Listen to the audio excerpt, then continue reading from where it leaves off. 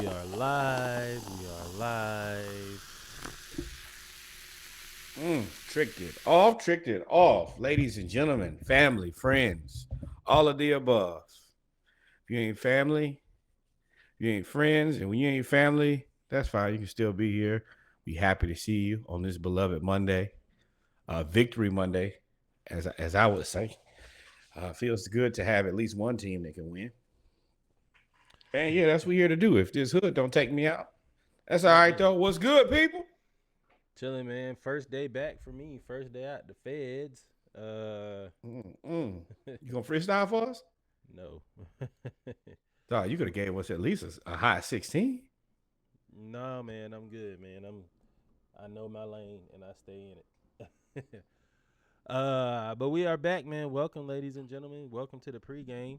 If you're tuning in to the taping of this, we appreciate you for tuning in live. If as I try to sort out my camera. If you're tuning into the audio experience, we appreciate you listening to the abbreviated version, the pregame, as well as the Splashcast audio experience. If you want the full version, you can go to YouTube, go to www.thesplashcast.com, and you can see every segment that you want posted. Where we'll talk about college football, pro football, the pregame as well. And we also will be broadcasting this 24/7 along with other Dive Team Media content on Dive Team Media at the YouTube channel, Dive Team Media Network, as well as on Twitch. So you guys get to see our faces all the time, Shannon. All the My time. handsome face. Thank you guys for just starting your day out with the Splashcast or ending your Monday night, because it is Monday Night Raw with us, as we watch a little bit of Monday Night Football. And it is the littlest of bit because these are two teams that look like they're further and further away from like being legitimate. From God's grace, Yeah, Shannon. that too. Stray and fall Man, further and further. so for y'all that don't know, I've been away for 3 weeks. This is the first show of I've been October. around. This is the first show of I've October. been around. I've been gone. I've been I've been around. all over Georgia. Shout out to those and prayers up to those still dealing with the effects of Hurricane Helene, as well as Hurricane Milton and whatever other And natural it's disasters are somebody going on. else on the way too. Ain't it like Kurt? Somebody else? I think they got another Isaac. It's like an I in there.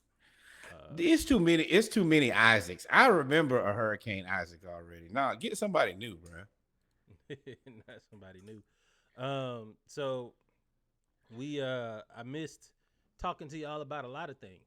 I missed talking to y'all about Georgia, Alabama. I missed talking to y'all about Roll that. Texas, Oklahoma. I ain't worried about that. I missed talk. Were you saying You roll should tide be. next week? Nah, you weren't. I Yeah, miss roll them on Vandy. out of here. I don't I like miss them either. I miss Vandy, Alabama. I missed the preseason NBA. I Go missed. Commodores. I That's missed. them, right? The Commodores. Yeah. Was that? That's a group. No, no, the Vandy Vanderbilt. Commodores, I believe.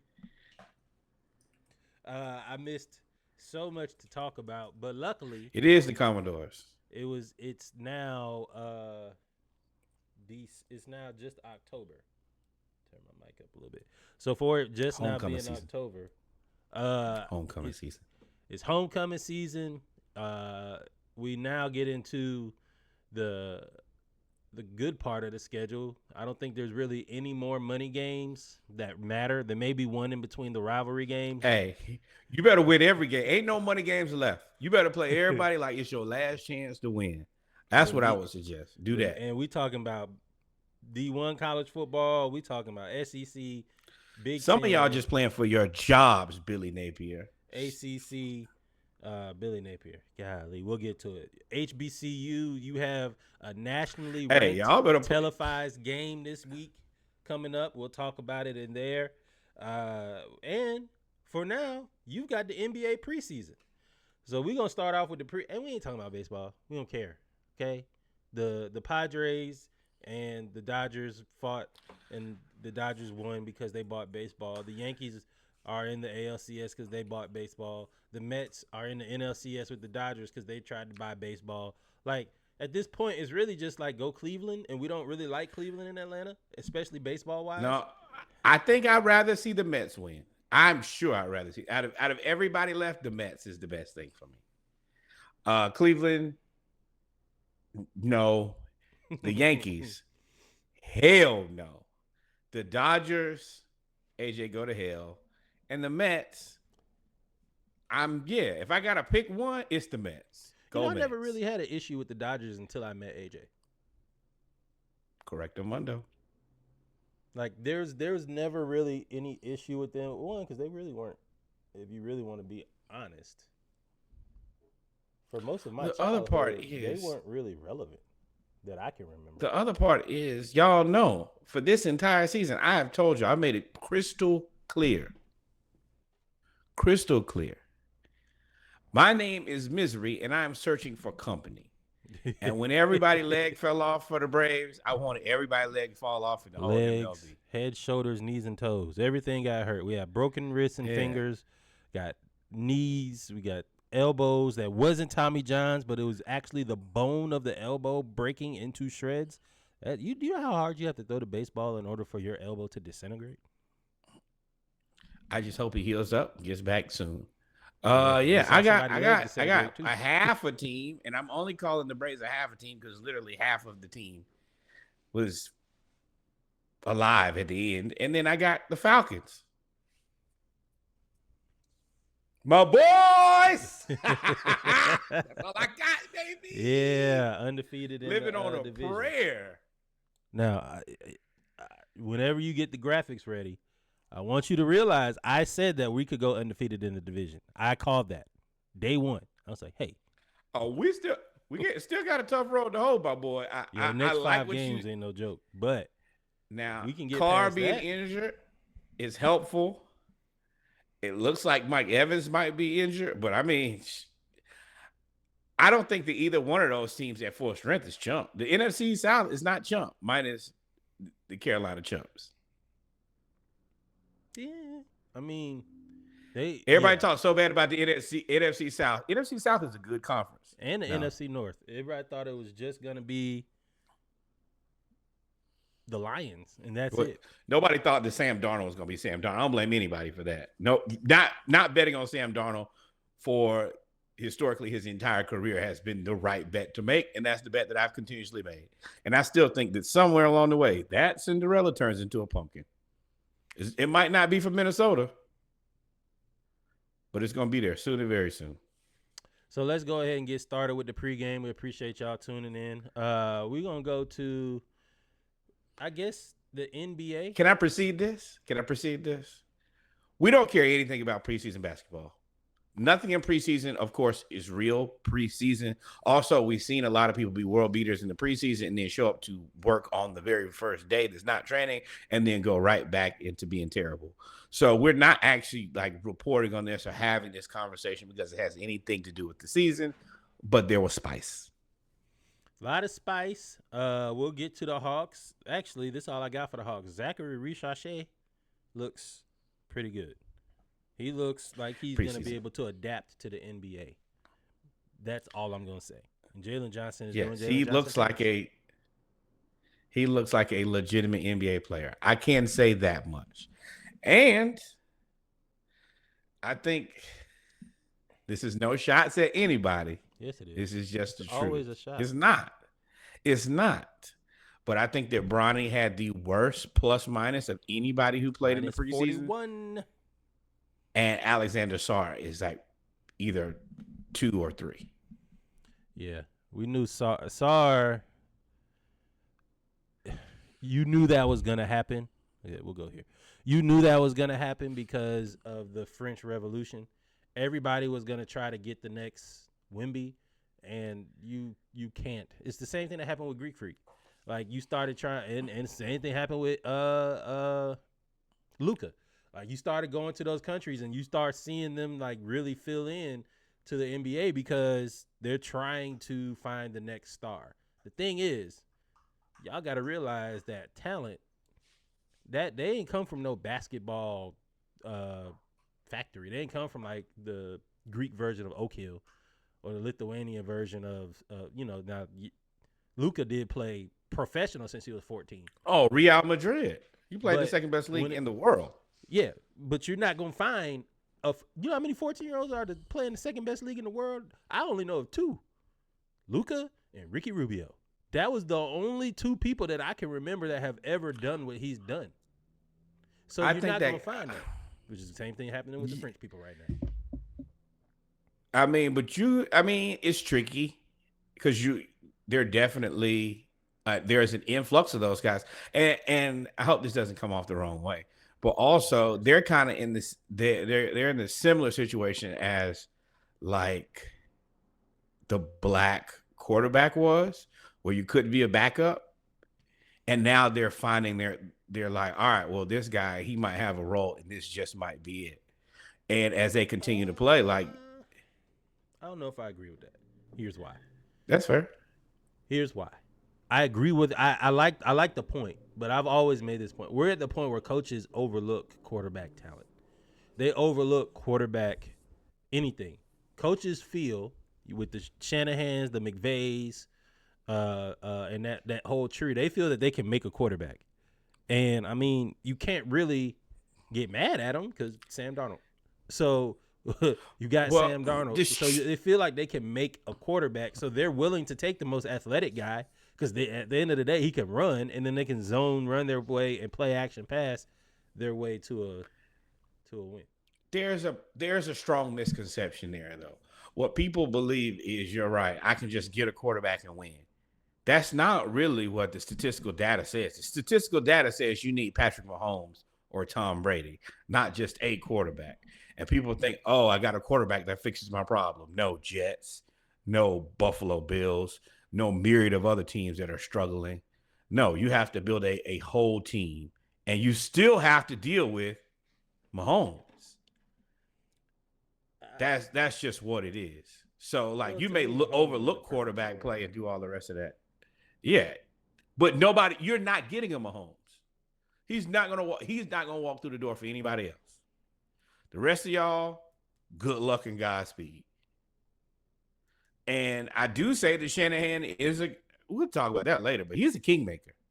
Shanahan is a kingmaker. It don't matter who it is or what they do, he's gonna make you be good.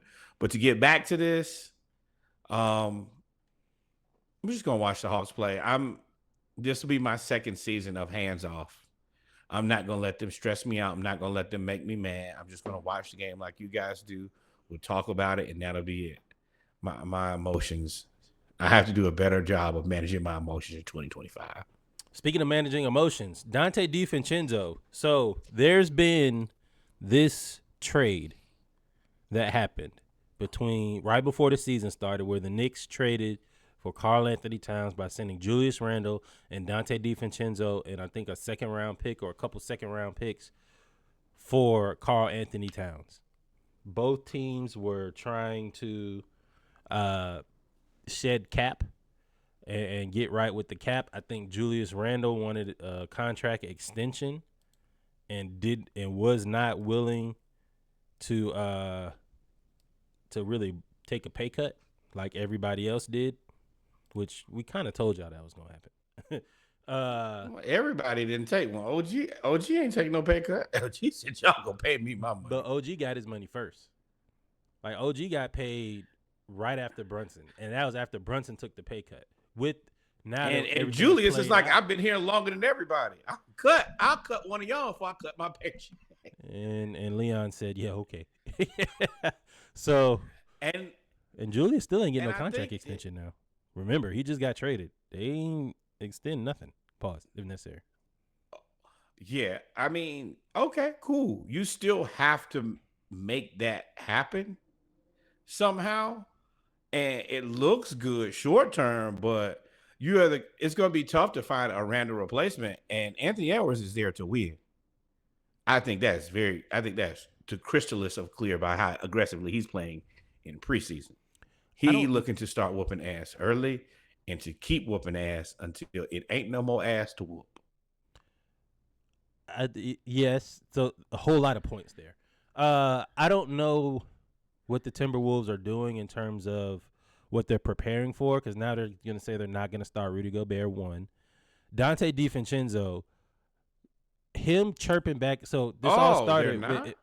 no, they said they were trying to start Jay McDaniels at the 5 or something like that. Um, Dante DiVincenzo, before you respond, Dante DiVincenzo basically played against the Knicks in the preseason game not too long after this trade, in which we knew that they weren't happy. Julius and Dante DiVincenzo looked like they got sent to the Rancho Cucamonga minor league team. So from New York, and you go from New York to Minnesota, that's a culture change. You're from the Northeast. I think Julius is from Texas, and now you're going to the upper Midwest in Minnesota. It's a big change. And obviously, with Dante DiVincenzo chirping at the bench, chirping at Tibbs, talking about this what happens when they let the team run. This what happens when you run the show. I think he said let Daddy Brunson or Papa Brunson or Brunson 1 really coach the team. Obviously, he was frustrated with the way that things ended in New York, especially how his playoff minutes were so meaningful, but how his minutes were cut at the end of the season, and they pretty much had to play him in the playoffs, and that's when he kind of went crazy. Remember, he wasn't playing 20 minutes a game and all of that at the end of the season. He was down to like 10, 15, and then in the playoffs, LG got hurt, and he went kind of crazy. I love angry Dante. And I think that this is going to be the right motivation for him. I think that he's in the perfect system where he's going to get to play tough basketball next to Anthony Edwards. And then when it's time to make big shots and shoot threes, he's going to be available to do it. And he already has the experience. Now, Rudy Gobert at $41 million this year, you better get your ass in the starting lineup. It ain't no way. You can't come off the bench getting paid. No, I didn't see it. I just wanted to go to his contract. 5 years, $205 million. No, get your ass in the starting lineup. And I'm gonna tell you, Julius is gonna play he's gonna play the 4, I would assume. Conley at the 1, maybe Dante at the 2, and Anthony Edwards at the 3, or some iteration of that. But yeah, that's what it's gotta be. The money dictates all of this. But more than anything, this is spicy because Dante and Papa Brunson got into it. And Dante and Jalen Brunson are the best of friends. The absolute best of friends. I would say in the friend tier, he's probably out of that 4, he's 3 out of 4 or 2 out of 3. I think it's Josh Hart 1. Sure. What's his name 2? And then Brunson 3. Mikal? I mean, Mikal 2, and then, but I mean they're a package. Pause. Like they're the Musketeers. I mean, yeah, and but that's the crazy part. We if we're that close, you can't have beef with my dad. I don't think it was beef with his father. Oh, I disagree there. I feel very confident in the interaction that they had. There is definitely beef between Father Brunson and Dante for sure. I wonder who made the final call. I think Tibbs is president. No, he's not president. It's Leon Rose. I think Tibbs had final call on making that trade. I didn't know that Tibbs was fond of Cat, to be honest. Didn't know that. I thought Tibbs was more of a Jimmy Butler guy in that situation, and he didn't want what's his name? I mean, you know how things go. Like you could like both of them, and he could still like Jimmy Butler more. Jimmy Butler's just not. He just couldn't come to New York. There wouldn't be a place. So yeah, I might like Jimmy more than you, but he also knows how good Cat could be, and I don't get too excited about preseason, but Jalen Brunson and Karl Anthony Towns, they surely look like something. They look amazing. Now that this is regular season, and regular season does matter. Seeding matters. I'm not gonna not tell you guys that because my team is the Atlanta Hawks, and we are definitely locked in somewhere between 7 and 10, and I think closer to 10 than to 7. So it definitely matters. And everybody could hit on this. This could be one of those type of trades. This could be the not the DeMontis, the Tyrese Halliburton trade. I don't know if Minnesota keeps Julius. Like Julius again, like I said, does not have a contract. So because he does not have a He'll- contract, you still have to negotiate throughout the season, or he's gonna walk, if I'm not mistaken. Yeah, and if you let him walk, then I love Minnesota, but nobody's going to Minnesota to play. Especially nobody really good is going to let Rudy stand in the paint and watch Anthony Edwards dribble the ball. And I they're mean, talking no, about there's no.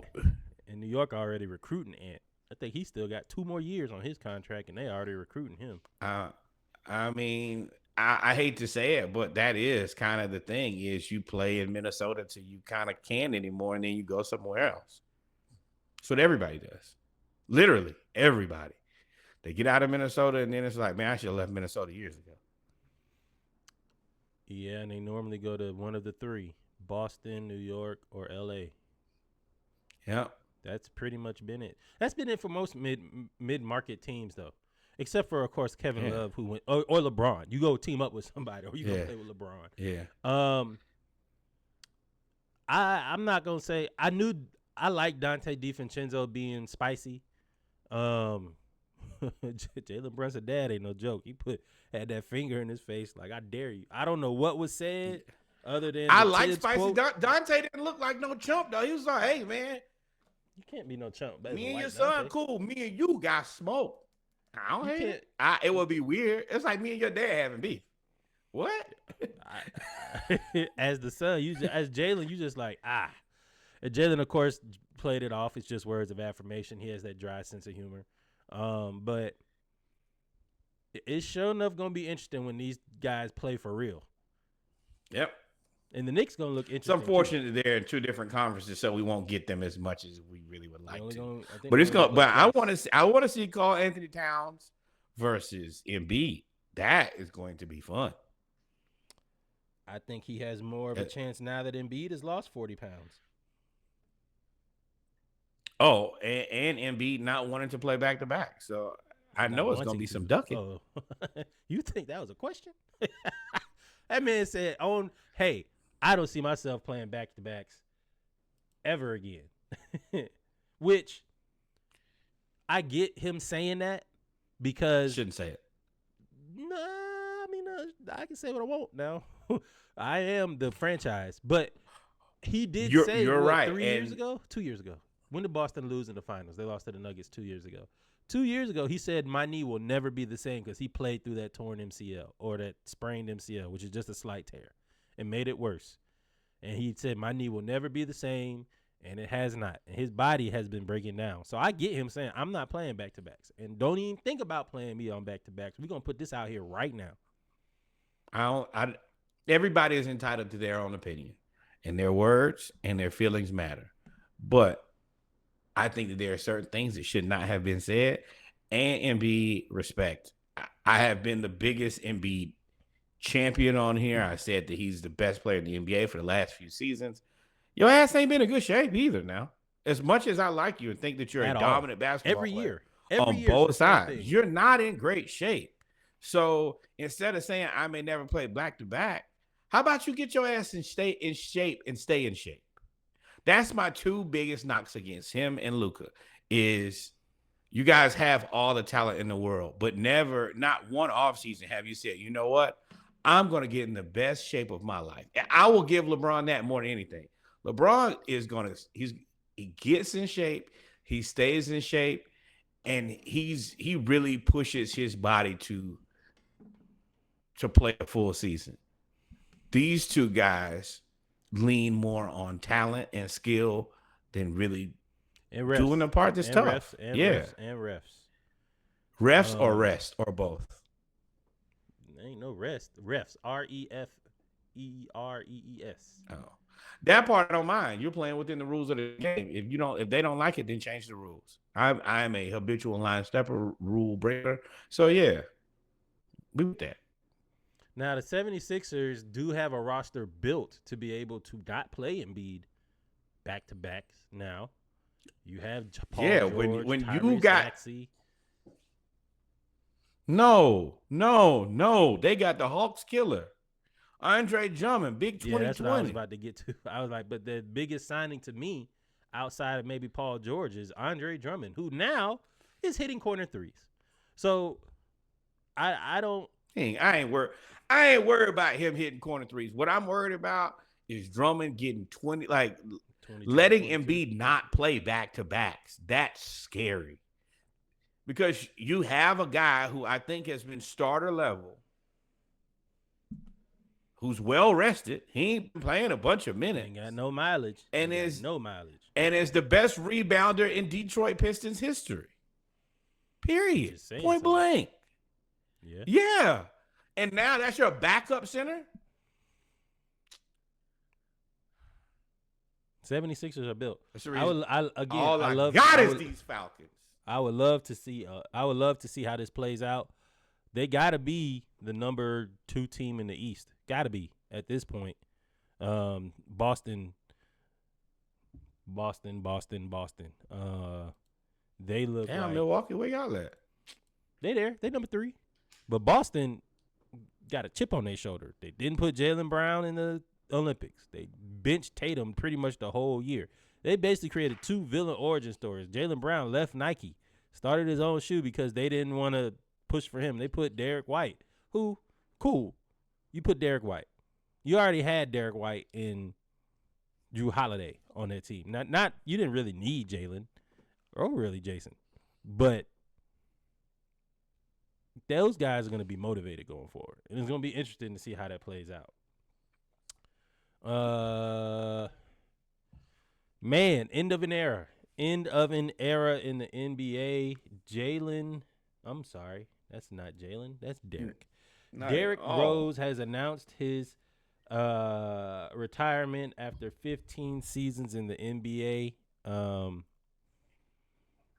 What could have been is all I can think of. Derrick Rose probably had one of the best first 5 years in the NBA of all time.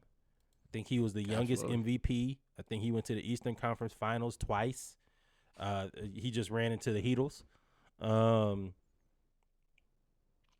He probably was the best guard in the league for 3 of those years, and then he tore his ACL, and it never really got the same after that. I think he hurt his knee twice more. Shout out to Tibbs. But again, applause, everything to Derrick Rose. We are happy. Yeah, I want to congratulate this man on a wonderful career, being a fantastic basketball player, fantastic 2K basketball player too. If you've ever played with him, he is a cheat. 2K9, him and Russell he is a woo. I was about to say he is a pioneer for all of these combo scoring point guards who are big finishers at the rim. Like I just look at guys like Russ. I look at even a guy like Anthony Edwards. So much of his game is similar to D Rose. Just moving downhill as a one, as a certified killer. Congratulations, man. Comes to mind for me. Jalen Green is 6'3". Yeah. Derrick Rose is 6'2". That kind of comes to mind as or Kevin Porter Jr. Those guys. And he was it, man. You couldn't tell me that he wasn't. I thought he was the next Jordan for the Bulls. Like the way that he was leading them to the finals and the semifinals every year, I was like, oh, they just got to go get one person. And then Tibbs. And he's a guy who just played with a ton of heart, no bitching and moaning. Hey, man, let's go win basketball games, and that's it. Yeah. I'm happy to see. I do also want to say, I've seen a lot of the videos. He looks happy in retirement, very active in retirement. And that's exciting, man. You don't want to see these guys. He got a hell of a situation. He do got a situation. I see why you happy over there. My boy! Well, I've been learning from Holyfield over there, dog. Yeah, man. You got your chicken. You got everything that you need. Oh, you got the full course meal. Main, side, dessert, everything, bro. You got everything over there. But again, to just stay on track, man. Shout out to Derrick Rose. We are happy that you're happy. I do hate that he didn't get a ring. I thought he was gonna get one with Minnesota, but not Minnesota. Yeah, he was Minnesota, Memphis. I thought somebody was gonna do something in those years, but It But is he's what it just an is. iconic player. Like he's kind of in the same mold as like an Allen Iverson. He's not a guy that anybody will ever be like, oh, he wasn't good or he wasn't. No, that dude is injuries and certain things are just kind of outside of bounds of life. I think that he probably went to some teams that, due to his loyalty, that he should not have probably gone to. But I'm never gonna be upset with somebody for being overly loyal. Yeah, yeah, Not in yeah. this day It and is what it age. is. But, ladies and gentlemen, we've come to the end of the pregame. We're gonna take about what 2-3 minutes, and we'll get ready for the HBCU news around the culture. Y'all stay tuned. We will be right back. Right back. Like, follow, subscribe. Thank you, my friends. We here for it. Wait, hold on. What should they do? Like, follow, subscribe. Thank you, my friend. We here for it.